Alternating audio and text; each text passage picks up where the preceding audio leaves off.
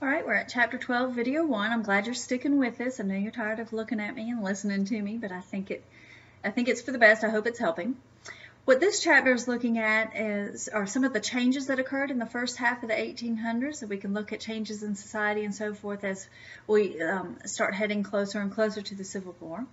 We see changes in agriculture. Certainly cotton is becoming more and more important, and I know any Southerner knows that Eli Whitney is going to develop the cotton gin, and it'll make the production of cotton go about 50 times faster than without the cotton gin. Getting the seeds out of the cotton is pretty tricky business. And so it's going to make the South rely more and more on cotton for our economy, and we'll see cotton become more than half of U.S. exports. And so what that means is the other half of exports leaving the United States is where you'll find every other product that we produced at the time. So cotton was hugely important. We also see more and more people moving out to the west where there was cheaper land and available land. So we see farming spreading out to the west as well, which is going to bring a need for greater transportation. Now, transportation had been a bit controversial throughout the late 1700s and early 1800s, with the controversy being over whom should pay for it. Should it be the state government or the federal government? Even in the late 1700s, when Daniel Boone was cutting the Wilderness Road through the Cumberland Gap in Kentucky, there was question about who should pay for it. They thought they had the issue resolved in the late 1790s when the Philadelphia-Lancaster Turnpike was developed. The idea with that is that you would charge the users of the road a toll, and that money would be used for the care and maintenance of the road. But we'll see that debate kind of carrying on. It'll extend into the waterways as well. We see the development of flatboats, which will carry both passengers and freight on the rivers.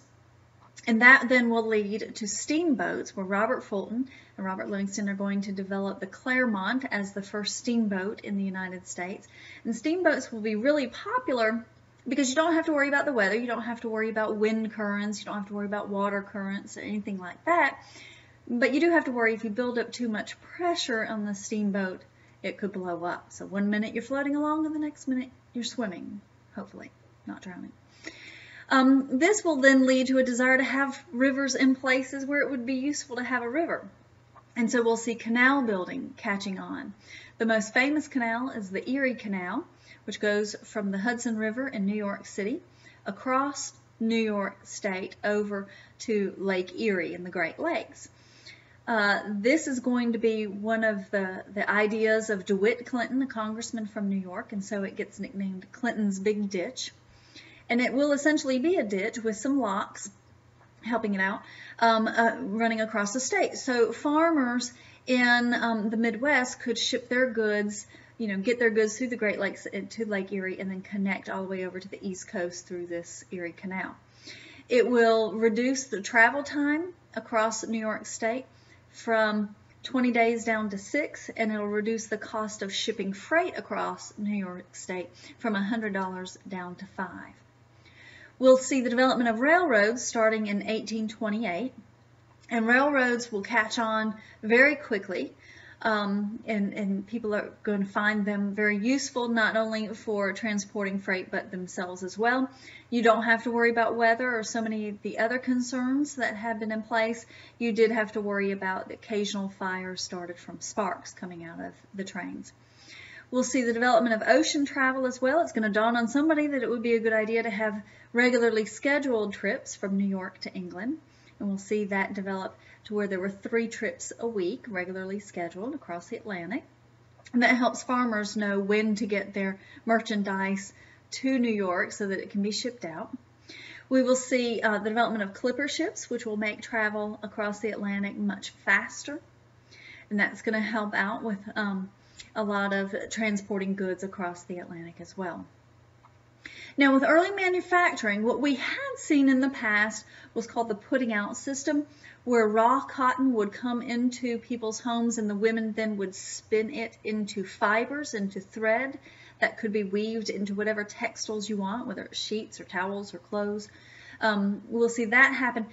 And then that's going to develop into some early textile manufacturing that'll happen outside the home.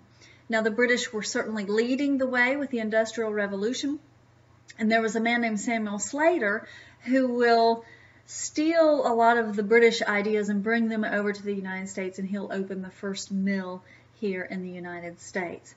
Now, a lot of this early manufacturing will happen in the New England area, where there were people looking for a way to make money, and where there was good harbors to ship out that manufactured goods once it had been done. With the development of factories in that area, though, we will also see more and more conflict between farmers and the factory owners over the use of natural resources such as water.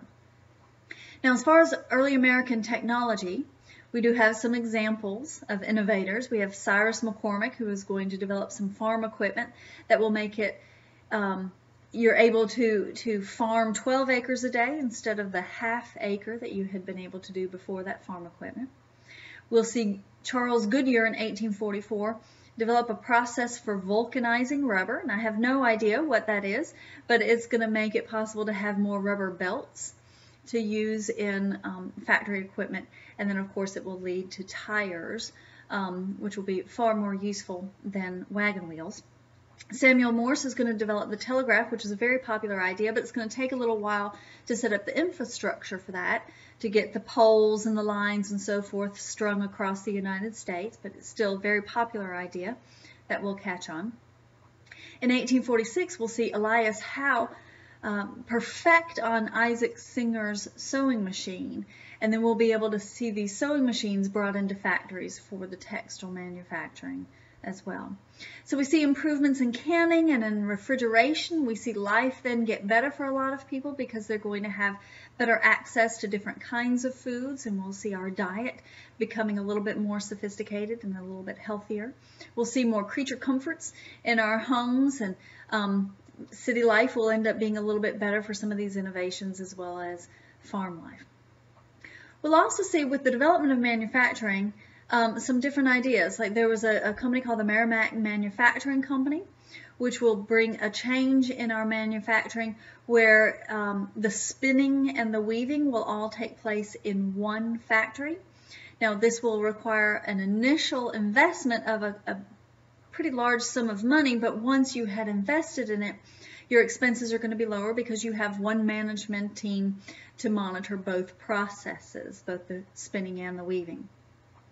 And we'll see the Lowell system come into place where young women who not yet married are going to be able to come and work in these factories. And it was advertised as a great place for women to develop. And they were going to be kept in dorms, and they were going to be chaperoned. There were going to be all kinds of educational opportunities provided for these women, church attendance, curfews, rules against drinking, and so forth to protect these young women. And it was seen as a great thing for young women to go and have this experience, but it really doesn't take long for a lot of these factory towns and these dorms and so forth to become sort of bleak places where parents no longer wanted to send their young girls. But we do see cities developing around industry, a variety of cities I've listed for you on the PowerPoint, developing around different industries, and we see these cities growing, with New York being the first city to reach a population of 1 million. When it came to entertainment, in the colonial days, certainly you didn't have a whole lot of entertainment because you were worried about survival. But rural entertainment, as it often developed around work. You would get together as a community for a barn raising or for corn husking as you were taking in the corn crop and so forth. And anytime you put people together, you're going to have competitions, whether it was shooting matches or foot races or what have you. In the winter, there might be a sleigh ride. In the summer, a picnic. But the entertainment was pretty simple. In the cities, you see far more entertainment opportunities. Some of it was men getting together, drinking and gambling, and then of course again you're going to have the competitions, the foot races and so forth. You have different competitions with cockfighting and dog fighting and prize fighting as well. But then you also might find more cultural activities where lectures might be offered, theaters would have different performances. It might be Shakespeare, it might be melodramas, it might be comedies or operas. You also in the 1830s start to see the black minstrel shows where white actors would blacken out their face and hands to pretend to be black people and really reinforce a lot of racial stereotypes. But what we are seeing in cities is a development of a little bit of leisure time for people to find something to entertain themselves with.